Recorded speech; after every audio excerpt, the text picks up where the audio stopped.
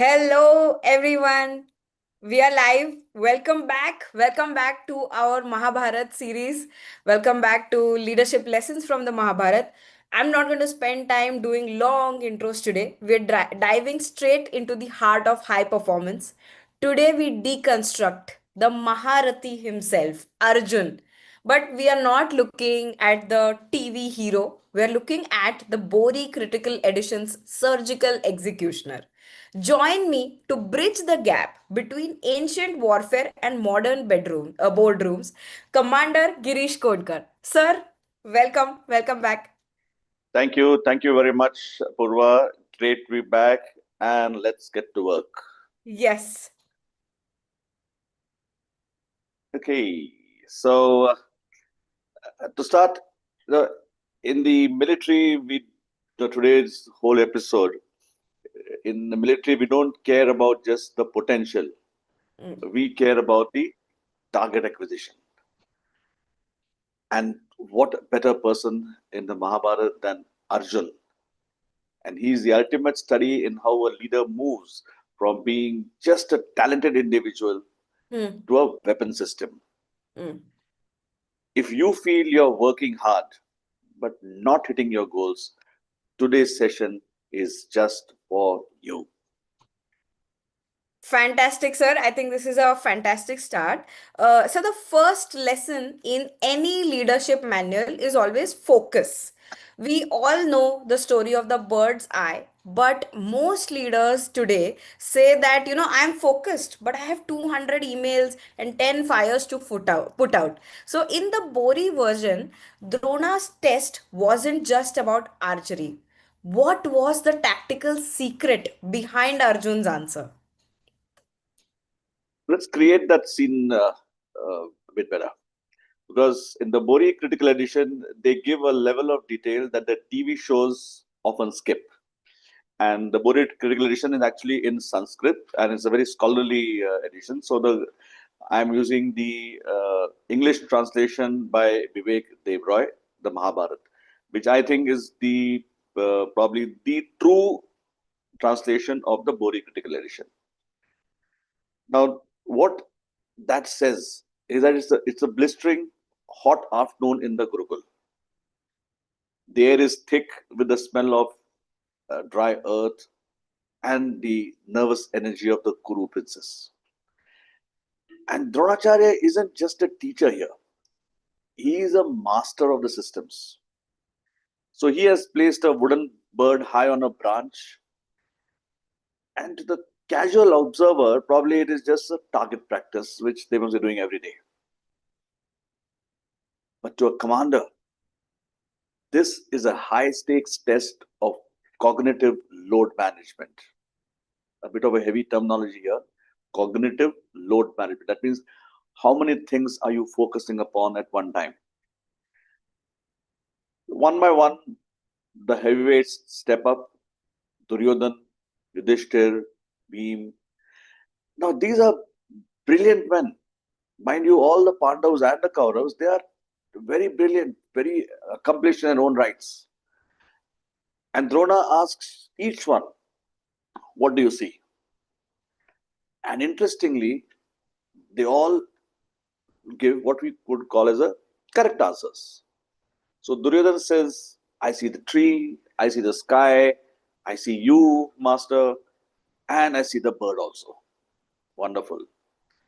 Now, in today's boardroom in 2026, these are the leaders who walk in with a 50 slide presentation. They show you every market trend, every competitor move, every weather pattern, and a deep dive into the global economy. And they are proud of their panoramic vision. They think that seeing everything makes them prepared. But Drona's response is a slap in the face to modern management. He tells them, go sit down. You cannot shoot. Just think about that. He rejects them not for what they lack, but for what they include. When Arjun finally steps up, the text describes his state as almost supernatural. It says his focus was so intense, his physical body seemed to disappear into the bow. He was already one with the weapon. And Drone starts the interrogation. Arjun, do you see the tree? Arjun's voice is rock steady, almost cold. No. Drone pushes. Do you see me standing here? Arjun, no. Drone leans in. Do you see the bird? Arjun responds, I see the bird. No. I see only the eye. Folks, Arjun was practicing what I call selective blindness. To be a Maharati, a true leader, you must be brave enough to be blind to the distractions. And most leaders fail today because they suffer from what I call as panoramic anxiety. You are terrified that if you are not tracking 50 different KPIs, you are going to miss something. You're constantly checking various parameters while you're actually in a strategy meeting. You're answering emails while you're supposed to be coaching a team member. You think you are being productive, but you're actually just increasing your cognitive load until your execution becomes blunt. The reality is simple. If you try to track everything, you hit nothing. Calibration requires the courage to say no to 99% that doesn't matter, so you can hit the 1% that does. And I can give you some case studies here. Let's take a look at Apple in 1997.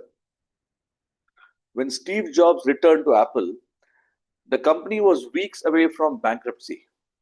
Why? Because they were seeing the whole forest. They had 350 different products, printers, servers, desktops, and trying to please every single niche. They were drowning in the noise. Steve Jobs walked into a boardroom, erased the complex projections on the whiteboard, and drew a simple 2x2 grid. He said, we are doing only 4 products. 2 for consumers, 2 for professionals. That's it. He became intentionally blind to 346 other products. The people thought he was crazy. They thought he was leaving money on the table. But that selective blindness allowed Apple to calibrate and recalibrate its entire engineering force towards the iris of the smartphone and that will calibration.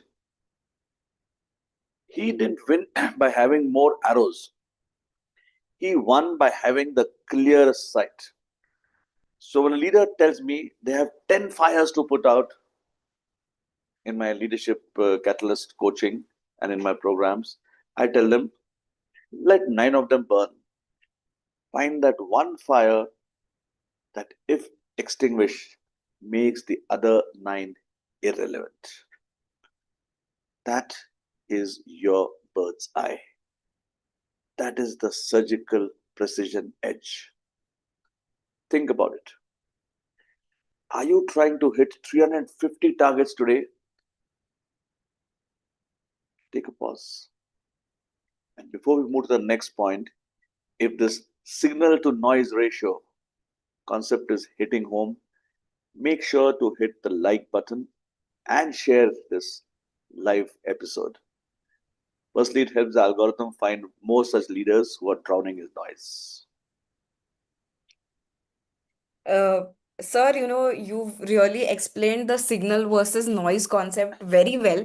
And before Arjun became the hero of Kurukshetra, he was originally a disruptor. In the Bori text, there is a very intense, almost controversial chapter where Arjun and Krishna burn the entire Khandava forest to build the city of Indraprasth. To a modern observer, this looks like growth at any cost. In the corporate world, we often see leaders burn old departments or destroy legacy cultures to build something new. How does a leader distinguish between necessary disruption and reckless destruction? Uh, this I would call it a sophisticated leadership challenge. So, in the armed forces, in the navy, we call this sort of area denial and reconstruction. You cannot build a modern high-tech base on a swamp filled with old decaying structures. The Khandava forest wasn't just a forest, and in the Bori version, it was an overgrown, unmanageable territory that was shielding stagnant forces. It represented legacy inertia. And Arjun didn't burn it out of any malice. He burnt it out of strategic necessity. Indraprastha was to be the startup capital of the Pandavas, a hub of innovation and dharma. To build it, the overgrowth had to go. If you had to give a corporate parallel to this, I would call it as creative destruction. Think of a CEO taking over a 50-year-old manufacturing firm, and I have witnessed this firsthand. The forest is the outdated SOPs, the redundant middle management, and that mentality that we've always done it this way mindset. Now, if you try to build a digital first company on top of that overgrowth, the forest will swallow your innovation. And the leader has to be brave enough to burn the old tech stack to build the new platform. Arjun didn't burn everything. Remember, he saved Mayadana, the great architect. And this is the secret of the surgical edge. While you are disrupting, you must identify the hidden assets, the high potential individuals, or the core intellectual properties, and protect them from the fire. Reckless leaders will burn the architect with the forest, as they say, throwing the baby with the bathwater. Surgical leaders rescue the Mayadanas of their company so they can build the Indraprastha of the future. Ask yourself, what in your organization is the overgrowth and who is your architect? So wonderfully said, and I think this is a question everybody needs to ponder on, especially the top management of the company. And this leads us to the 12-year exile. In the Bori text, Arjun doesn't just sit around and wait, he goes on a Pashupata quest. What is this, and why is this the most important lesson for a mid career professional? Wonderful. This is where Arjun truly separates himself from the rest of the stock, from the rest of the pack. Most people might view the 12-year exile of the Pandavas as a period of waiting, a tragic sentence to be served. But in the BORI Critical Edition, we see a very different strategic narrative. While the others were occupied with survival or contemplation, Bhim was building his physical strength, and Yudhishthir was debating the intricacies of dharma. Arjun did something that defines the surgical edge. He looked at his current inventory of skills and realized, I have hit a ceiling. He did a modern terms gap analysis of the incoming Kurukshetra war. He knew that to win, he wouldn't just be fighting soldiers, he would be fighting legacy veterans, people like Bhishma, people like Dronacharya. And Bhishma specifically held the Ichha Mrityu, boon, that death only by his own will. Arjun realized that you cannot defeat a legacy giant using standard arrows or yesterday's tactics. If he entered the war with only the skills he had learned in the Gurukul, he would be obsolete by day one. So what does he do? He embarks on what is called as the Pashupata strategy. I would say the world's greatest R&D phase. Arjun leaves the comfort of the group of his band of brothers and heads to the high Himalayas. And now we often hear the word tapasya and imagine someone sitting peacefully with their eyes closed. But in a leadership context, tapasya is aggressive reskilling. It is the grueling, painful process of burning away your old self to acquire a new capability. The BORI text describes a fascinating encounter during this period. Arjun, the world's greatest archer, meets a Kirat, a simple tribal hunter, and they get into a dispute over a target and they fight. And here's the shocker. The greatest archer, Arjun, is humiliated. This hunter, who as per the Mahabharat is actually Mahadev, Shiv in disguise, beats the world-class warrior at his own game. And this is a great leadership moment, guys. How many CEOs, VPs, or mid-career professionals, after 20 years of being the expert, are willing to be beaten by a new technology, a disruptive startup, or even a junior employee, just to learn a new skill? In my last 22 years, I've witnessed some of these people who think they've learned everything. What is there more to learn now? I've got 25 years of experience leading teams through thick and thin. I know it all. They need to have a change in mindset. Arjun didn't walk away in an ego-driven huff. He stayed. He surrendered his pride and he learned. And that is how he earned the Pashupata Astra. Make no mistake, this wasn't a divine gift or a miracle. It was a strategic acquisition. He earned it with the sweat of reskilling. A comparative corporate case study so that we learn it in modern text also could be, there could be many others, but I've taken up this one as the Microsoft's pivot to artificial intelligence. Now, for decades, Microsoft was the Bhishma of the industry, unbeatable in Windows and Office. They were comfortable. But when Satya Nadella took over, he realized that legacy skills and a desktop first mindset wouldn't win the next decade. Now, their desktop strategy for so many years had been a killer. Excellent. They were the industry leaders. But the world was shifting towards cloud and AI. Nadella didn't wait for Microsoft market share to fall or to die. He sent the company on its own Pashupata quest. He invested billions into OpenAI. He didn't try to build everything in-house with old methods. He had the humility to partner with a hunter, a smaller, more agile player, to acquire the celestial weapon of generative AI. Satya Nadella reskilled a trillion-dollar organization while they were still at the top. Leaders, I want you to look at your weapon rack tonight.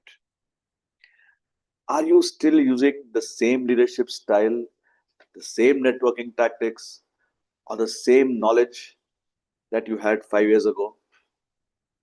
If you are walking into a high-tech corporate Kurukshetra with a bamboo bow against a nuclear missile. In the armed forces, especially I know in the Navy, we would constantly upgrade our various equipment, things like the electronic warfare suites. Every 10 years, there'll be a new upgraded equipment that would come because yesterday's radar can't see tomorrow's stealth drone. My question to every leader listening is this: what is your Pashupata? What is that one disruptive skill, be it emotional intelligence, AI literacy, or could be decentralized management, that will make your competition irrelevant? If you are not in your Himalayas right now, reskilling, you are already losing the war. What is your Pashupata? I want everyone to think about that. If you are finding this reskilling, guys, if you are finding this reskilling perspective valuable, don't forget to like, share, subscribe. Because we do these deep dives every Thursday. And look forward to more of you joining us live. Absolutely, sir. And I think I enjoy doing these lives a lot because I get to learn so much every time we're having this conversation. And you've just spoken about Arjun's skill. But let's also talk about his tools. The BORI text specifically mentions that the Gandiva wasn't just any bow. It was massive, it was celestial, and it was so heavy that only a few people on earth could even string it, let alone pull it. In our world, we often promote our top performers until they are crushed under the weight of their own responsibilities. So, how does a commander calibrate the load of an elite performer? Again, in my 20 years of experience as a leadership catalyst, I've often observed that. And this is where many HR policies at times falter. They treat everyone's bow the same. But a Maharati like Arjun carries a different kind of weight. The Gandiv Dhanusha, represents elite accountability. In the military, we understand what is called as the stress performance curve. If you don't put enough tension on the string, the bow is useless. But if you over tension it, the material suffers from fatigue and snaps at the most critical moment. Many leaders think that mastery means being invincible. They keep piling on more weight on their best archer. Oh, Arjun is great. Give him the sales target. Now give him the HR crisis. Give him the tech migration. Eventually, the Maharati hits a structural failure. Arjun didn't use the Gandiv, he maintained it. He knew the limits of his own pull. As a leader, your job is to monitor the tensile strength of your top talent. Are they getting stretched too thin? Is the string of their mental health about to snap? And in my experience, technically people are brilliant, experience wise, brilliant. What matters is your mental health. And many leaders neglect it till the last moment. One example we can say is of Intel in the 90s under then Andy Grove. Intel had hit a culture of high tension. It produced incredible results, but it also led to massive burnouts. And he realized that to sustain the surgical edge, you have to allow the for deloading phases. Arjun, for years of exile, had years of exile to calibrate his strength. If you are a leader, don't just ask for results. Ask if the bow is being maintained. A snapped Gandiv is just a useless piece of wood in the middle of a war. I'm sure many of you know about Stephen Covey and his book, Seven Habits of Highly Effective People. In that, he talks something about sharpening the saw. And this is exactly what Arjun did.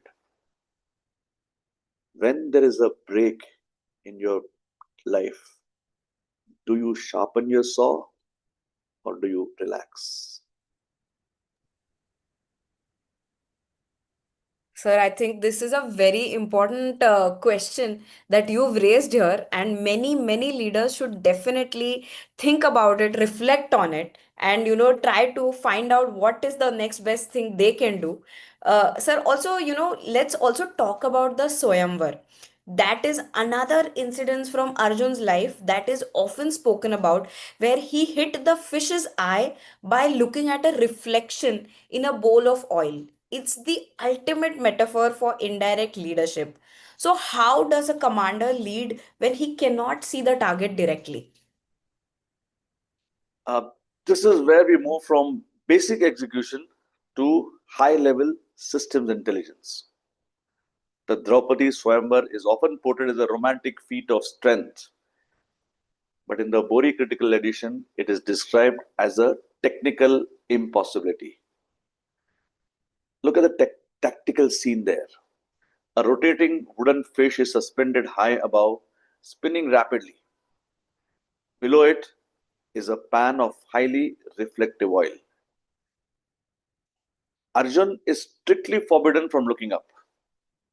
He must look down into the oil, calculate the speed of rotation, account for the refraction of light, and release an arrow to hit the target he cannot physically see. In modern warfare, I'm sure many of you would have also heard this term called BVR, that is beyond visual range. All these missiles today are called as BVR missiles. The engagement happens beyond visual range. So when I was commanding the submarine, we didn't wait to see the enemy ship on the horizon with our own eyes through the periscope. That was Second World War. Well, today, if you wait until you can see the target, you yourself would have already been hit by a missile from 100 miles away. Instead, we rely on reflections. We just hear the ping on the sonar, or just the sound of a diesel engine or a gas turbine, or we track the electronic signature of the enemy's radar signatures. Arjun at the Swayamvar was essentially operating the world's first manual radar system. He was using indirect data, the reflection, to calculate and strike reality, that is the target on top. A leadership parallel that we can draw from this for today's modern corporate world could be your most critical targets are almost always invisible. You cannot walk into a room and see customer loyalty. It doesn't have physical shape. What you see is the reflection of the data. Things like some of them measuring something like net promoter score called NPS, or maybe your repeat purchase rate, or your churn velocity. And there could be many other measurement matrices that are being measured. But you cannot see the cultural toxicity or employee burnout just by walking to the office. You have to look at the metrics in the oil. An unexplained spike in sick leaves, maybe. A sudden drop in participation during open sessions. Or a subtle tone of Glassdoor reviews. Absenteeism, attrition rates. There's so many things which tell you that something is wrong somewhere. Junior managers sometimes only aim at what they can see and they react to the fish. If sales are down, they scream, sell more, sell more. That's looking at the fish. But if a Maharati, a true leader, aims at the invisible target by mastering the reflection, they realize that the dip in the oil, the data, means the fish, the goal, has already shifted or moved. Arjun didn't just guess or rely on luck. He used a three-step calibration process. And I request all of you to note this down. First, physical synchronization. He controlled his breath to ensure his body didn't vibrate, which would distort his view of the oil. Number two, mathematical projection. He calculated the lead time where the fish would be by the time his arrow traveled the distance. And I must tell you here, when in submarines, when you fire a torpedo is fired at a ship which is almost about 20 miles away. A ship is going in a particular direction, a particular speed, so it is going, and a torpedo going at a particular speed will probably hit the ship after about 25 minutes. So you have to calculate all these multiple combinations and see where will the ship be after 25 minutes, so that my torpedo when I hit now is there ready for the target. That is mathematical projection. You can translate this into your life also, into every leadership situation. And the third one that I'm going to talk to you about is your internal alignment. Arjun synchronizes his internal state with the external data. To give you a sports example, and there are multiple reasons how to do it. Let's say a person like Virat Kohli, Sachin Tendulkar, they're at the crease, the ball is being, the bowler bowls at some 130 kilometers per hour. He has a few milliseconds to even analyze. He can't make out when the ball is thrown. Is it going to be an in swinger or out swinger? Will it go left? Will it go right? He has few milliseconds when the ball bounces and goes left to calculate uh, the with precision where is the ball going. And if I give my angle of the bat this at 2.5 degrees, it will be a 6. If I make it 2.45 degrees, it could be a catch.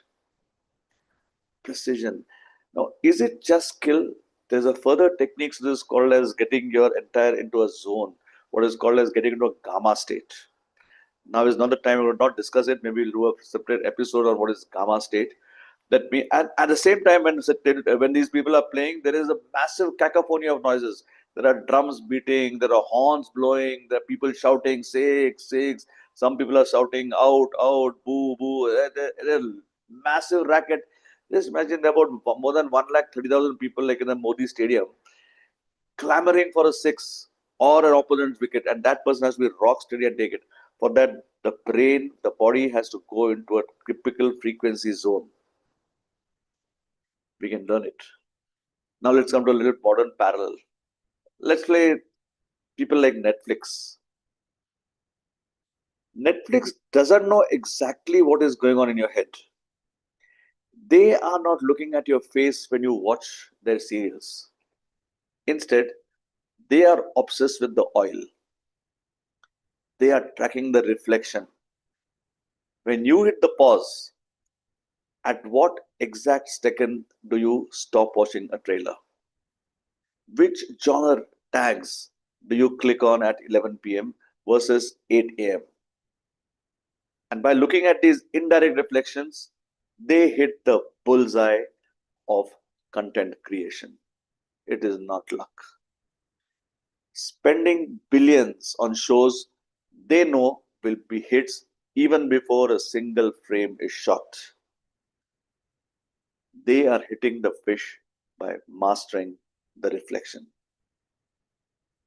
Leaders, if you are only managing based on what people tell you to your face, you're looking at a stationary fish.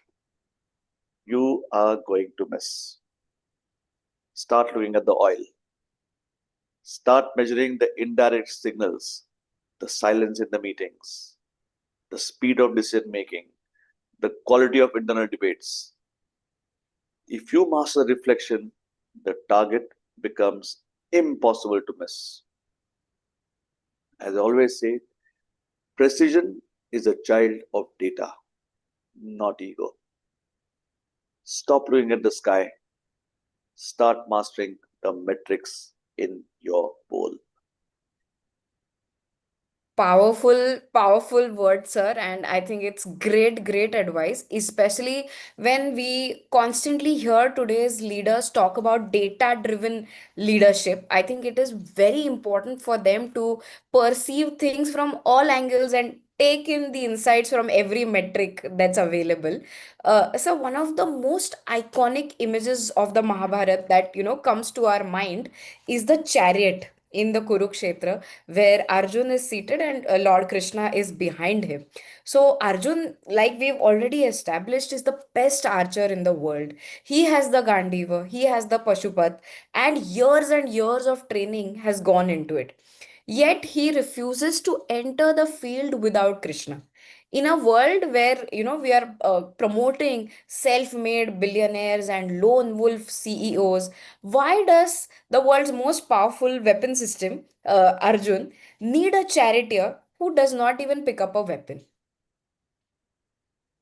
This is a mastery trap, Apurva. I've seen many technical experts often think they don't need strategy or mentorship or coaching. They think I'm the best technical person there, the best trader, the best salesperson. Why do I need a coach? Arjun understood the difference between technical execution and strategic navigation. Arjun is the hardware, the power, the speed, the execution. Krishna is the software, the direction, the timing, the why. One example I can say, in the Navy, we have the captain of the ship. He doesn't personally fire the gun or the missile or the torpedoes. He doesn't change the wheel or steer the ship. He stands on the bridge and has the larger picture. This is a multiplier. Krishna is the neutral observer. When Arjun is in the fog of war, his vision is limited to the target in front of him. Krishna is observing the entire battlefield. He knows when to retreat, when to charge, when to pause. I would call this as the charioteer audit.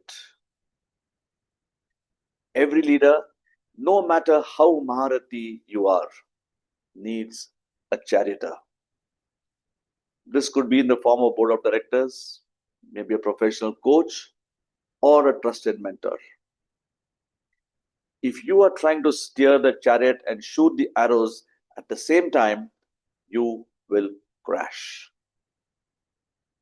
Arjun's greatest skill wasn't archery. I would say it was the humility to be guided. Sir, so do you believe that the message here is that don't ask for more arrows, ask for a better charioteer, a better Sarathi? Exactly, exactly. You got it. You hit the nail on the head. Resources. Duryodhan had the Narayani army. Are easy to find. Knowledge, skill, very easy. Direction, where to go. The charioteer is rare. Arjun chose the direction over the army. And that is why he's the one still standing at the end of the war. So, through this episode, we've covered signal versus noise. We've covered how mid career professionals can actually opt for reskilling, how data driven intuition can lead you to even better insights and leadership. But as a leader watching the episode right now, if I decide that I want to start my surgical transformation from tomorrow morning, how should I go about it? Okay, so this is the most critical part of our session. What should I do tomorrow morning? We can talk about the BORI Critical Edition and ancient warfare for hours.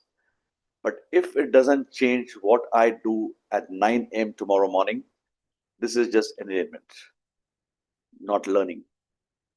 To move from being a manager to a surgical executor, you have to perform what I call as a Gandhi audit. In the Mahabharat, Arjun's bow, the Gandiv, wasn't just a piece of wood. It was a highly sensitive celestial machine. It had to be perfectly calibrated. If the string was too tight, the tension would cause the bow to snap at the moment of release. It was too loose, the other would have no velocity. It would simply drop at his feet. This is the perfect metaphor for your leadership operation system. In my experience, again, many leaders are either too tight, micromanaging everything and burning out, or too loose, lacking accountability and losing direction. So, tonight, before you close your laptop, I want you to audit your own Gandiva using 3 specific surgical strikes. Number 1, identify your signal. We talked about the bird's eye. Tomorrow morning, don't open your email first or look at your phone first. Email is other people's agenda for your time. Instead, look at your dashboard and find the one iris. What is the single most important task or metric that, if achieved tomorrow, makes everything else easier or unnecessary? Is it closing that one specific deal? Is it resolving a conflict with a key stakeholder? Write it down physically on a piece of paper. And if you have more than 3 things on that list, that means you are not focused. You are distracted.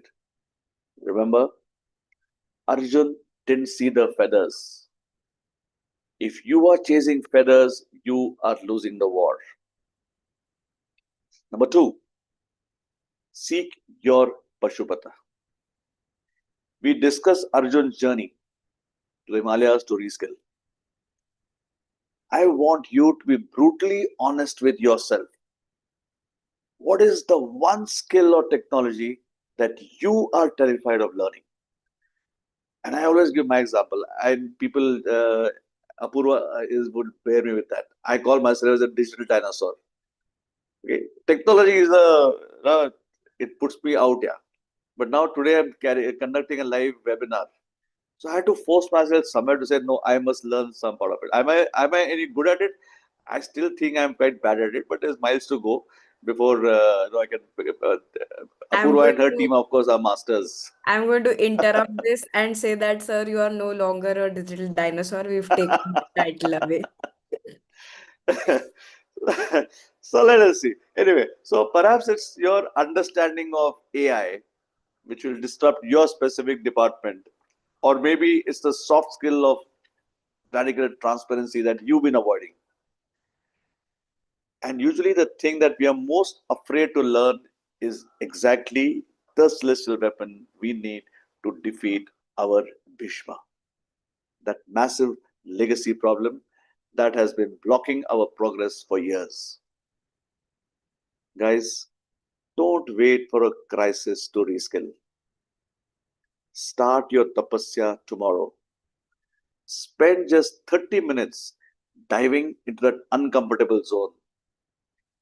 That is how you acquire the Pashupatastra. Number 3, it's the audit of the reflection. As we saw in the Swayamvar, the fish is often invisible or moving too fast. Stop relying only on visual confirmation. Stop walking around asking your team, is everything okay? Because the standard answer is always yes, sir. And correct me if I'm wrong. Instead, look at the metrics in the oil. Look at the hard data that doesn't have an ego and doesn't tell lies. If your project is lagging, don't look at the excuses. Look at your velocity chart. If your team culture feels off, don't look at the smiles in the break room. Look at the turnover rate, your attrition rate, your churn rates, or the response time on internal queries. These are the reflections that tell you exactly where the target is.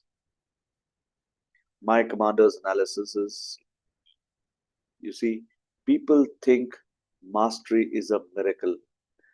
They think Arjun was born special. But the BORI text shows us a man who was constantly adjusting, constantly learning, and constantly recalibrating. Mastery isn't a bolt of lightning.